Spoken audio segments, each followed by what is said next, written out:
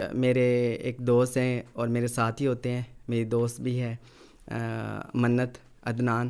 تو پہلے اس کا تبلیغ میں وقت لگ چکا تھا، تو اس نے مجھے جو ہے نا بتایا کہ ایسے ایسے ہم تبلیغ میں اللہ کے راستے میں جاتے ہیں اور ایسے لوگوں کو اللہ کی طرف بلاتے ہیں، نماز وہاں جا کے پڑھتے ہیں اور دینی کام ہوتے ہیں، دین کی سمجھ لگتی ہے.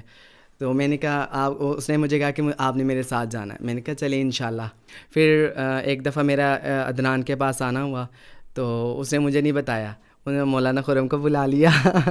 مولانا آئے تو مولانا نے آ کے کہا جی دعوت دی مجھے. میں ان کی ذات سے جو ہے نا بڑی انسپائر ہوئی کہ نہیں، جیسے پہلے سنا تھا کہ مولوی ایسے ہوتے نہیں، مولانا تو ماشاءاللہ بڑے پولائٹ اور بڑے پیار سے انہوں نے بات کی. اور عالم کو میں نے کہا مولانا میرے پاس ٹائم نہیں ہے، 3 دن تو نہیں ہے، پھر 2 دن ہے میرے پاس. مولانا نے کہا کہ آپ 2 دن ہی دیں. تو وہ 2 دن ہم نکل کے اللہ کے راستے میں. یہاں جھاوریاں مولانا گئے تھے، جھاوریاں ہم گئے 2 دن کے لیے.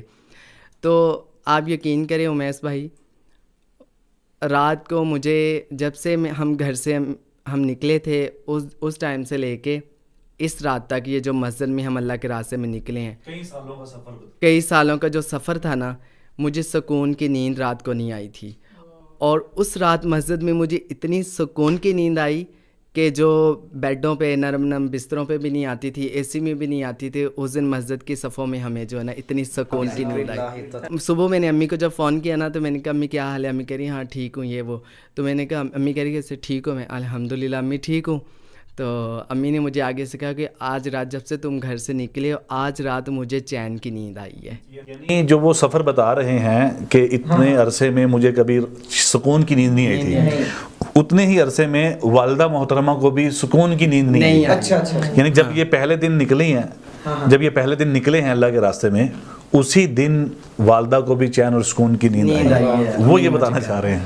تو وہ پھر نا میں نے وہیں سے چلے کا نا میں نے پکا ارادہ کر لیا کہ اس دفعہ شعبان میں نے نا ہر صورت 40 دن اللہ کے راستے میں جانا ہی جانا ہے. اتنا مجھے سکون ملا، میں نے کہا یہ تو سکون تو یہاں پر ہے. اچھا، بے بنیاد بے مقصد ایک زندگی گزر رہی تھی، وہاں پر پتہ چلا ان 2 دنوں میں کہ نئی زندگی کا ایک دنیا میں آنے کا مقصد ہے ہمارا.